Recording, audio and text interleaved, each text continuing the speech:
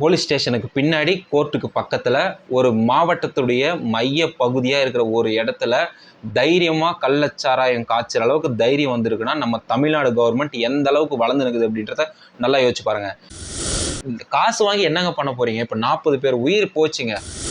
ஒட்டுமொத்த கள்ளக்குறிச்சியும் துயரத்தில் மூழ்கி இருக்குது. அதுவும் வேற இல்லாமல் இந்தியாவில் இருக்கிற எல்லா ஸ்டேட்டுடைய பார்வையும் நம்ம தமிழ்நாட்டு மேலே தான் இருக்குது. ரொம்ப பெருசாக சாதிச்சிட்டோம் அப்படின்னு இல்லை, இவ்வளோ பெரிய ஒரு கேவலமான விஷயத்தில் மாட்டிக்கின்னு அசிங்கமாக இருக்குது நம்ம தமிழ்நாடு கவர்மெண்ட்டை நினச்சா. நான் ஓப்பனாக சொல்கிறேன். ஸோ இந்த இன்பிட்வீன் 1 இயர் கேப்பில் நீங்கள் என்ன பண்ணீங்க? லாஸ்ட் இயர் வந்து 5 லட்சம் கொடுத்தீங்க, இப்போ வந்து 10 லட்சம் கொடுக்குறீங்க. இதுதானே டிஃப்ரெண்ட்டு. கள்ளக்குறிச்சியில் 40 பேர் இறந்து போயிருக்காங்க, அதாவது கள்ளச்சாராயம் சாப்பிட்டு. தமிழ்நாட்டில் கள்ளச்சாராயத்தை வந்து ஒழிக்கணும்னு சொல்லிட்டு எத்தனையோ ஊடகங்களும் மீடியாக்களும் மொத்தமாக எவ்வளவோ போராட்டம் பண்ணாங்க. அரசியல்வாதிகளும் சொல்லிட்டு நாங்கள் கள்ளச்சாராயத்தை ஒழிப்போம் அப்படின்னு சொல்லிட்டு சொல்லியிருக்காங்க. அதெல்லாம் போயிட்டு இப்போது ஒரு போலீஸ் ஸ்டேஷனுக்கு பின்னாடி கோர்ட்டுக்கு பக்கத்தில் ஒரு மாவட்டத்துடைய மைய பகுதியாக இருக்கிற ஒரு இடத்துல தைரியமாக கள்ளச்சாராயம் காய்ச்சற அளவுக்கு தைரியம் வந்திருக்குன்னா நம்ம தமிழ்நாடு கவர்மெண்ட் எந்த அளவுக்கு வளர்ந்து நிற்குது அப்படின்றத நல்லா யோசிச்சு பாருங்கள். இந்த வீடியோவை நான் பேசுகிறேன் அப்படின்னா ஒரு சில விஷயம்லாம் பேசக்கூடாது, பேசணும் அப்படின்ற ஒரு ரெஸ்ட்ரிக்ஷன்ஸ் எல்லாம் நிறையா இருக்கும். பட் நான் என்னை பொறுத்த வரையும் இந்த வீடியோவில் நான் எதையும் நான் ஃபாலோ பண்ண வேண்டாம் அப்படின்னு நினைக்கிறேன். ஏன்னா 40 குடும்பங்க, ஒரு குழந்தை அழுது, எனக்கு அப்பாவும் இல்லை அம்மாவும் இல்லை, எங்கள் அப்பா குடிச்சிட்டு வச்ச அந்த சாராயத்தை ஒரு வந்திய தண்ணி, அதாவது வயிற்று வலிக்கு வந்தியம் சாப்பிடுவாங்க பார்த்தீங்களா, அந்த தண்ணி நினச்சி எங்கள் அம்மாவும் அன்றைக்கி காலைல எழுந்து சாப்பிட்டாங்க. என்ன ஆச்சுன்னு தெரில, ரெண்டு பேருமே இறந்து போயிட்டாங்க. இப்போ நாங்கள் என்ன வாழ்வாதாரம், எங்களுக்கு என்ன இருக்குது? எனக்கு சொந்த வீடும் இல்லை, வாசலும் இல்லை, எனக்கு கூட பிறந்தவங்க அக்கா மட்டும்தான், அக்காவுக்கு இன்னும் கல்யாணம் பண்ணலை அப்படின்னு சொல்லிட்டு அடிச்சுக்கிறாங்க. அப்பா வேணும் அம்மா வேணும்னு சொல்லிட்டு குழந்தைங்களாம் கதறாங்க. இதெல்லாம் தமிழ்நாடு கவர்மெண்ட் பார்த்துட்டு என்ன சொல்கிறாங்கன்னா, 10 லட்ச ரூபாய் நாங்கள் கொடுக்குறோம், அப்புறமா வந்து அந்த டிஎஸ்பி வந்து சஸ்பெண்ட் பண்ணுறோம், அப்புறம் அந்த கலெக்டரை வந்து பணி நீக்கம் இல்லை, பணியிட மாற்றம். அதாவது கலெக்டர் ரொம்ப நல்லவர். இந்த கதையை நான் ஃபர்ஸ்ட்லேருந்து சொல்கிறேன் பாருங்களேன். அதாவது திங்கக்கிழமை, அதாவது இப்போ லாஸ்ட் மண்டே என்ன பண்ணுறாங்க அப்படின்னா, சுரேஷ் அப்படின்றவர் வந்து வயிற்று வலி அப்படின்னு சொல்லிட்டு ஒரு மதியம் வந்து ஹாஸ்பிட்டலுக்கு போகிறாரு. அவர் வந்து அட்மிட் பண்ணுறாங்க. ஸோ ட்ரீட்மெண்ட் கொடுத்துனுக்குறாங்க. அதாவது மண்டே ஈவினிங் வந்து கொஞ்சம் சிவியர் ஆகுது, அவருடைய கண்டிஷன் வந்து கொஞ்சம் அதிகமாகுது, கொஞ்சம் அன்கண்டிஷனலாக போகிறாரு அப்படின்ற மாதிரி இருக்கிற பட்சத்தில் செவ்வாய்க்கிழமை காலில் உயிரிழந்து போகிறாரு சுரேஷ் அப்படின்றவர். அதுக்கடுத்து செவ்வாய்க்கிழமை மதியம் வந்து 3 பேர் அட்மிட் ஆகுறாங்க. மொத்தமாக சேர்த்து 4 பேர். ஒருத்தர் உயிரிழந்ததால 3 பேர் சிகிச்சையில் இருக்காங்க. செவ்வாய்க்கிழமை ஈவினிங் வந்து அந்த 3 பேரும் இறந்து போகிறாங்க. ஸோ அப்கமிங்கில் ஒருத்தர், அப்புறமா 3 பேர், மொத்தம் 4 பேர் இறந்து போகிறாங்க. புதன்கிழமை காலையில் இறந்து போன குடும்பங்கள் என்ன சொல்கிறாங்க அப்படின்னா, எங்கள் வீட்டுக்காரங்க இவங்கெல்லாம் வந்து கள்ளச்சாராயம் சாப்பிட்டாங்க, எங்களுக்கு அதில் ஒரு டவுட்டாக இருக்குது, ஒருவேளை அந்த கள்ளச்சாராயம் ஏதாவது சாப்பிட்டு ஏதாவது ஆயிடுச்சா அப்படின்னு சொல்லிட்டு அவங்க வந்து சொல்கிறாங்க புதன்கிழமை காலையில். இதை கேட்ட நம்ம ஆனஸ்டாக இருக்கிற மாண்புமிகு உயர்திரு கள்ளக்குறிச்சி மாவட்ட கலெக்டர் அவர்கள், அதாவது அவர் பேர் கூட, அவன் பேரெல்லாம் ஷிரன்குமார், ரொம்ப நல்ல பேர். அப்படியேப்பட்டவர் என்ன பண்ணுறாரு அப்படின்னா, புதன்கிழமை காலில் வந்துட்டு அந்த மக்களை அச்சுறுத்துறாரு. நீங்கள் எதுக்கு கள்ளச்சாராயம் குடிச்சிட்டு இவங்கெல்லாம் இறந்துட்டாங்கன்னு சொல்கிறீங்க? இப்படியெல்லாம் யாராவது பொய்யான தகவலை வந்து பரப்புனீங்க அப்படின்னா சட்ட ரீதியாக அவங்க மேலே நடவடிக்கை எடுக்கப்படும் அப்படின்னு சொல்லிட்டு அந்த ஊர் மக்களை வந்து வார்ன் பண்ணுறாரு. வார்ன் பண்ண மக்கள் என்ன கவனிப்பாங்களா? இல்லை, கள்ளச்சாராயம் சாப்பிட்டனால தான் எங்கள் வீட்டுக்காரங்க இறந்துட்டாங்க, இதில் எனக்கு நல்லா தெரியும் அப்படின்னு சொல்லிட்டு ஆர்கியூ பண்ணுறாங்க. அந்த பட்சத்தில் கலெக்டர் வந்து என்ன சொல்கிறாரு அப்படின்னா, கண்டிப்பாக அது கிடையாது, அவனுக்கு வயிற்று வலி, ஏதோ கை கால் ஈர்ப்பு, அந்த ஒரு ஃபிக்ஸ் மாதிரி வந்துடும் பார்த்தீங்களா, அந்த மாதிரிலாம் இருக்குது, மெடிக்கல் ரிப்போர்ட்டில் அதான் இருக்குது. இவர் கலெக்டர் மட்டும் படிக்கல, எம்பிபிஎஸும் படிச்சுட்டு வந்திருக்காரு இந்த, ஓகேங்களா? அவர் சொல்கிறாரு. ஸோ இந்த பட்சத்தில் அதை நம்பின்னு இருக்கிற அந்த ஊர் மக்கள் சில பேர் என்ன பண்ணுறாங்க அப்படின்னா, கண்டிப்பாக கள்ளச்சாராயம் ரெகுலராகவே டெய்லியும் சாப்பிட்றாங்க. அந்த ஒரு கூட்டம் இருக்கும், அந்த ஊரில் ஒரு சில கூட்டங்கள்லாம் இருக்கும். ஏன்னா ஒரு எப்படி சொல்கிறது, கள்ளக்குறிச்சின்ற மாவட்டத்தில் ஒரு மைய பகுதியாக இருக்கிற கருணாபுரம் அப்படின்ற ஒரு இடத்துல ஒரு வில்லேஜில் ஒட்டுமொத்த வீடுங்களில் இருக்கிறவங்களும் கள்ளச்சாராயம் சாப்பிட்ற ஒரு ஹேபிட்டாக வச்சுருக்கிறாங்க. ஸோ அப்படி இருக்கிற பட்சத்தில் ஒரு 4 பேர் இறந்து போயிட்டாங்க. அதுக்கு வந்து கள்ளச்சாராயம் தான் காரணம்னு மக்கள் சொல்லும் போது, கலெக்டர் அந்த ஊர் தலைவராக இருக்கிற, அதாவது ஒரு டிஸ்ட்ரிக்ட் தலைவர்ன்றதே நம்ம கலெக்டரை சொல்லுவோம். ஸோ அவருடைய வார்த்தை எந்த அளவுக்கு உண்மையாக இருக்குன்னு சொல்லிட்டு மக்கள் எல்லாருமே நம்புவாங்க. அப்படி நம்பின பட்சத்தில் தாங்க இன்னைக்கு 40 பேர் இறந்து போயிட்டு 150 பேர் ஹாஸ்பிட்டலில் அட்மிட் ஆகியிருக்காங்க. இதுக்கு யார் அலட்சிய காரணம்? ஏன் இந்த மாதிரி பண்ணாங்க? அதாவது கலெக்டர் சொன்னாங்க இல்லைங்களா, இந்த மாதிரி கள்ளச்சாராயம் காய்ச்சல் தான் காரணம் கிடையாது, அதை சாப்பிட்டனால தான் உங்கள் வீட்டில் இருக்கிறவங்களாம் இறந்து போயிட்டாங்கன்றது பொய்யான தகவல்னு சொல்லணும் ஒரு பட்சத்தில் நம்பிட்டு என்ன பண்ணாங்கன்னு பார்த்தீங்க அப்படின்னா, அந்த ஊர் மக்களில் ரெகுலராக சாப்பிட்றவங்க ரெகுலராக வந்துட்டு கள்ளச்சாராயம் புதன்கிழமை மதியம் சாப்பிட்ருக்காங்க. ஒட்டு மொத்தமாக ஒரு 100-150 பேர்கிட்ட கள்ளச்சாராயம் சாப்பிட்ருக்காங்க. அப்படி சாப்பிட்டவங்களில் தான் புதன்கிழமை நைட்டு சாப்பிட்டு அந்த கள்ளச்சாராயம் மீதியானதை ஒரு கிளாஸில் வச்சுட்டு வேலைக்கிழமை காலில் எழுந்து பார்க்கும்போது தன்னுடைய மனைவி, அதாவது அந்த கணவருடைய துணைவி, அதாவது மனைவி என்ன பண்ணுறாங்க அப்படின்னா, எனக்கு வயிற்று வலி அப்படின்ற ஒரு பிரச்சனை அவங்களுக்கு இருந்திருக்கு. அப்படி இருக்கிற பட்சத்தில் வந்திய தண்ணி சாப்பிட்றது அவங்களுக்கு ரெகுலரான ஹேபிட் மார்னிங். ஸோ அப்படி வந்திய தண்ணி தான் அது அப்படின்னு சொல்லிட்டு, அதாவது நைட்டு போட்டு வச்ச வந்திய தண்ணி தான் அதான் இருக்கும் அப்படின்னு சொல்லிட்டு, ஒரு கிளாஸில் தானே இருக்குது, கள்ளச்சாராயம் மேக்ஸிமம் அந்த பேக்கெட்டில் இருக்கும், குடிச்சிட்டு விசிறிட்டு வந்துடுவாங்க, அதை யாரும் வீட்டுக்கு எடுத்து வருவாங்க அப்படின்ற ஒரு எதர்ச்சியான ஒரு நம்பிக்கையில் அந்த ஒரு கிளாஸ் எடுத்து தன் மனைவியும் குடிக்கிறாங்க.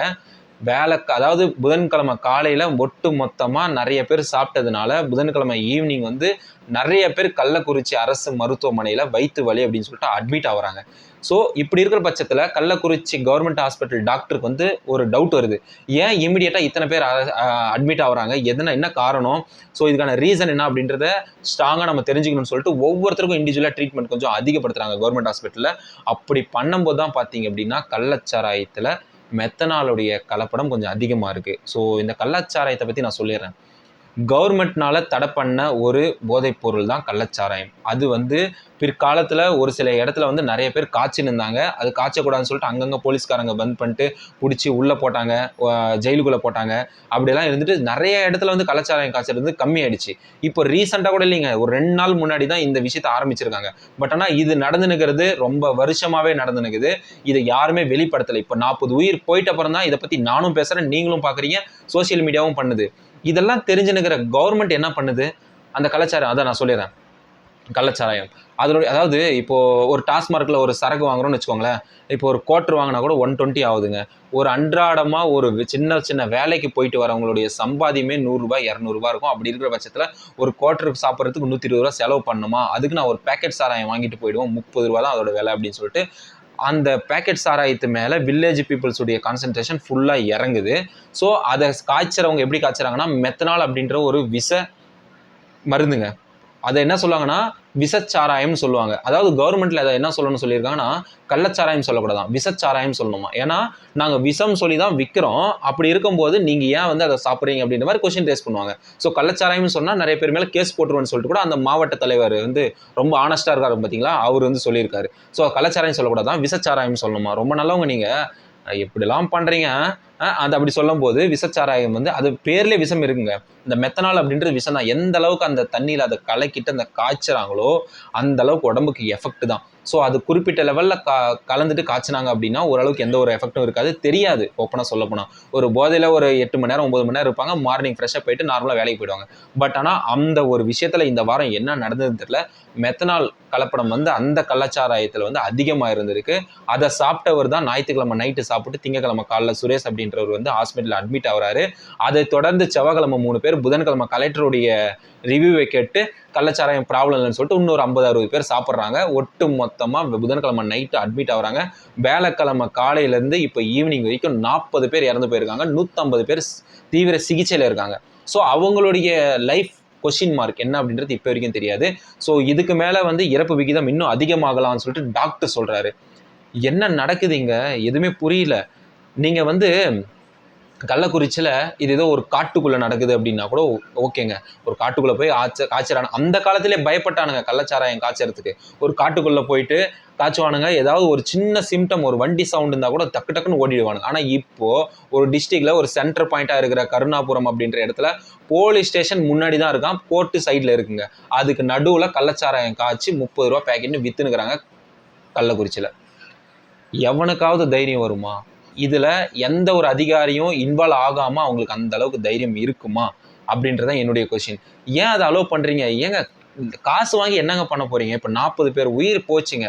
அவன் குடிக்கிறது தப்பு தான், நான் இல்லைன்னு சொல்ல, கண்டிப்பாக குடிக்கிறது தப்பு தான். அவனுக்கு குடிக்கணும், அவன் குடிக்கிறத ஈர்க்கிறது, ஏன் அவனை அந்த மாதிரி கள்ளச்சாராயம் காப்பிட்டு நீ வந்து சாப்பிட்றா இதை அப்படின்னு.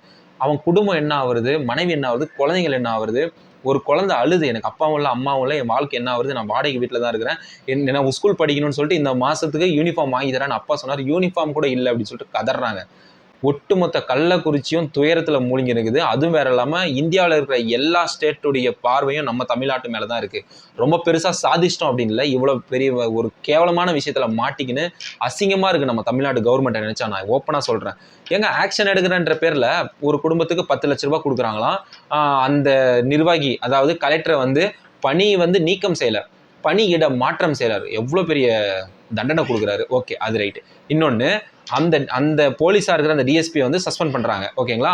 அப்புறம் அந்த இடத்துல கள்ளச்சாராயம் காய்ச்சறதுக்கு ஒரு குரூப் இருப்பாங்க ஒவ்வொரு டிஸ்ட்ரிக்ட்லையும். ஸோ இதை வந்து தடுக்கணும் அப்படின்ட்டு ஒரு குரூப்பை கிரியேட் பண்ணியிருக்காங்க. அந்த குரூப்பில் இருக்கிற பீப்புள்ஸை எல்லாரையுமே சஸ்பெண்ட் பண்ணுறேன் அப்படின்னு சொல்லிட்டு தமிழக முதல்வர் திரு மு.க. ஸ்டாலின் அவர்கள் சொல்லியிருக்காரு.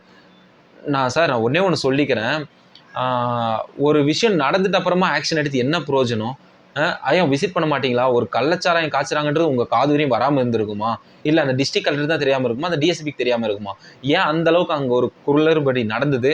ஸோ அதெல்லாம் ஏன் பார்க்கல? இப்போ கூட நான் சொல்கிறேன், இந்த விஷயம்லாம் சிஎம் அவர்களுக்கு தெரியாமல் கூட இருந்திருக்கலாம். இப்போ அவரை ப்ளேம் பண்ணுவாங்க நிறைய பேர். இப்போ இப்படி இல்லைங்க, இப்போ நானே கூட சொல்லும் போது தமிழ்நாடு அரசுன்னு தான் சொல்கிறேன், குறிப்பிட்டு ஸ்டாலின் அப்படின்னு நான் சொல்ல கிடையாது, தமிழக அரசுன்னு தான் சொல்கிறேன். ஏன்னா அதை ஒரு அரசு அப்படின்னா எல்லாத்தையும் பார்க்கணும் சார், இது மொத்தமாக பார்த்துருக்கணும். ஒவ்வொரு டிஸ்ட்ரிக்டில் என்ன நடக்குது, எப்படின்னா ஒரு ஓட்டு கேட்க வரும்போது இத்தனை தொகுதி 234 தொகுதிக்கும் ஒவ்வொரு நாள் நான் வரேன் அப்படின்னு சொல்லிட்டு சொல்கிறீங்க. மக்களவை தேர்தலப்பையும் ஒரு 40 தொகுதிக்கும் வந்து பேசுகிறீங்க. அப்படி இருக்கும்போது மாதத்துக்கு இல்லைனா கூட ஒரு 3 மாதத்துக்கு ஒரு தடவை ஒவ்வொரு டிஸ்ட்ரிக்ட்லையும் போயிட்டு உங்களுடைய குறை நிறைகள் என்னன்னு சொல்லிட்டு அந்த மாவட்ட கலெக்டரை ஒரு ஆர்கனைஸ் பண்ணிவிட்டு அங்கே இருக்கிற மக்களுடைய மனுவை வாங்கி ஒரு 1/2 hour ஒரு சின்ன ஒரு 10 மனுவை கூட படிங்களேன், அதில் ஏதாவது ஒன்று மாட்டோம். ஸோ அந்த மாதிரிலாம் இருந்தால் கூட அந்த மக்கள் சொல்லுவாங்களே இந்த மாதிரி கள்ளச்சாராயம் காய்ச்சறாங்கன்னு ஏதாவது ஒரு மனுவில் வந்திருக்குமே, அது உங்கள் கண்ணுக்கு பட்டிருக்கும். இப்போ 40 பேர் இறந்துருக்க மாட்டாங்க, 40 குடும்பத்துடைய லைஃப் வீணாக இருக்காது. ஏன் பண்ணலை? இப்போ வந்து ஒட்டுமொத்த சோஷியல் மீடியாவும் டார்கெட் பண்ணுறது யாருன்னு பார்த்தீங்கன்னா தமிழக அரசு என்ன பண்ணிட்டுக்குது, ஆட்சி முறை சரியில்லை அப்படின்னு சொல்கிறாங்க. இது வந்து உயர் திரு ஸ்டாலின் அவர்களுக்கு வந்து ஒரு கெட்ட பேராக கூட இருக்கலாம். ஏன்னா அவருக்கு வந்து இந்த எப்படின்னா யாருக்காக இருந்தாலும் இந்த நியூஸ் போச்சு அப்படின்னா இதுலேருந்து நம்ம எப்படி சொல்கிறது, இதெல்லாம் நடக்கக்கூடாது அப்படின்னு லைட்டாவது நினைப்பாங்க. ஸோ என்னை பொறுத்த வரையும் தமிழ்நாடு அரசுக்கு இது தெரிஞ்சதா இல்லையா அப்படின்றது தெரியல.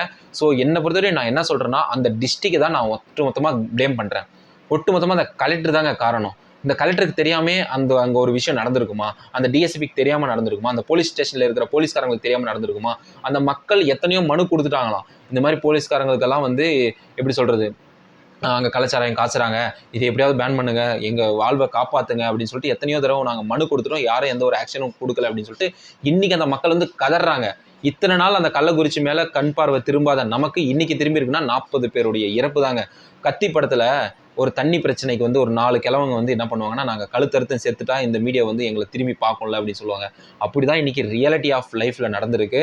ஸோ அதுக்கு அந்த மாதிரி ஒரு பட்சத்தில் தான் நம்ம தள்ளப்பட்டிருக்கோம். ஸோ ஒரு மீடியா வந்து ஒரு ஃபோக்கஸ் பண்ணுது அப்படின்னா ட்ரெண்டிங்கான நியூஸ் கிடைச்சா போதும், அவ்வளோதான். இப்போ கூட இந்த நியூஸை பற்றி ஒரு 5 நாள் பேசுவாங்க, 6வது நாள் நீட்டை வந்து தடை செய்யணும்னு சொல்லுவாங்க. அம்மா பிஜேபிக்கும் ஆர்எஸ்எஸ்க்கும் எதனா பிரச்சனைன்னு சொல்லுவாங்க. அண்ட் தென் பார்த்தீங்கன்னா ஹிந்தி லாங்குவேஜை பற்றி பேசுவாங்க. இதை பற்றி பேசுனாங்கன்னா கான்சன்ட்ரேஷன் மாறிடும். ஸோ நம்ம வந்து இப்போ நானே கூட அடுத்து வந்து பிஜேபிக்கும் ஆர்எஸ்எஸ்க்கும் ஏதோ ப்ராப்ளமானு சொல்லிட்டு பேசுவேன். ஸோ இது இல்லைங்க, போன வருஷம் 2023 23 பேர் இந்த கள்ளச்சாராயத்தினாலே இறந்து போயிருக்காங்க. இந்த வருஷம் ஜூனில் இப்போ இறந்து போயிருக்காங்க. ஸோ இந்த இன்பிட்வீன் 1 year கேப்பில் நீங்கள் என்ன பண்ணீங்க? லாஸ்ட் இயர் வந்து 5 லட்சம் கொடுத்தீங்க, இப்போ வந்து 10 லட்சம் கொடுக்குறீங்க. இதுதானே டிஃப்ரெண்ட்டு. அதுக்கான ஆக்ஷன் ஏதாவது எடுத்தீங்களா? கள்ளச்சாராயம் அந்த ஊரில் காய்ச்சினாங்க, அது நம்ம என்ன தடுக்கணும்? தமிழ்நாட்டில் இருக்கிற டிஸ்ட்ரிக்டில் ஒவ்வொரு டிஸ்ட்ரிக்ட்லையும் கள்ளச்சாராயம் காய்ச்சறதுக்கான ஒரு தடுப்பு குரூப்பை வந்து அமைச்சிருக்கோம். அந்த குரூப் என்ன பண்ணுறாங்க, மாதம் என்ன அனலைஸ் பண்ணுறாங்க, அவங்க ஏரியா எப்படி இருக்குதுன்னு கேட்டிங்களா? கொஸ்டின் கேட்டிங்களா? யாராவது வேணாலும் இருக்கட்டும், எந்த ஆட்சி இந்த 5 வருஷம் வந்தாலும் அவங்களுடைய மெயின் ஃபோக்கஸ் வந்து இந்த கள்ளச்சாராயம் காய்ச்சறதுல கொஞ்சமாவது கான்சன்ட்ரேஷன் பண்ணியிருக்கலாம். ஓட்டு கேட்க மட்டும் ஒட்டு மொத்தமாக வரீங்க, பார்க்குறீங்க, பேசுகிறீங்க, ஒருத்தர் மேலே ஒருத்தர் ஆட்சி புரியுறீங்க. இதை வந்து இன்னொரு சில எப்படி சொல்கிறது, இன்னும் சில கட்சிகளுக்கெல்லாம் ஒரு ப்ரமோஷன் மாதிரி ஆயிடுச்சு இந்த ஒரு விஷயம். நாங்கள் வந்து உங்களுக்கு 1 லட்சம் தரோம், நாங்கள் வந்து உங்களுக்கு வந்து சென்ட்ரல் கவர்மெண்ட்லேருந்து இது கொடுக்க போகிறோம், அதை கொடுக்க போகிறோம்னு சொல்லிட்டு அவங்களுடைய மனசில் இருக்கிறது சொல்கிறாங்க. நான் தப்புன்னு சொல்லலை, கரெக்டு தான். பட் இது ஏன் அந்தளவுக்கு கொண்டு போய் விடணும் அப்படின்றத நான் கொஷின் பண்ணுறது. நான் மட்டும் கொஷின் பண்ணலைங்க, வீடியோ பார்த்துருக்கிறேன். உங்களுக்கும் தப்புன்னு தெரிஞ்சதுன்னா கண்டிப்பாக மறக்காமல் கமெண்ட் பண்ணுங்கள். அப்படின்னு பார்த்தீங்க அப்படின்னா அந்த கள்ளக்குறிச்சி கலெக்டரை வந்து பணி இடம் மாற்றம் செஞ்சது தப்பா கரெக்டா, இல்லை பணியிடை நீக்கம் பணியை நீக்கிறணும், பணி நீக்கம் செய்கிறது கரெக்டா அப்படின்றத மறக்காம கமெண்ட் பண்ணுங்க. அண்ட் தென் போலீஸ்காரங்க இதில் இன்வால்வ் ஆயிருப்பாங்களா மாட்டாங்களா? ஸோ தமிழ்நாடு கவர்மெண்ட்டை பற்றி நீங்கள் என்ன நினைக்கிறீங்கன்னு சொல்லிட்டு மறக்காம கமெண்ட் பண்ணுங்க. இன்னொரு நல்ல வீடியோவில் நாளைக்கு வரேன் இந்த ஒரு விஷயத்தினாலேயே. பை.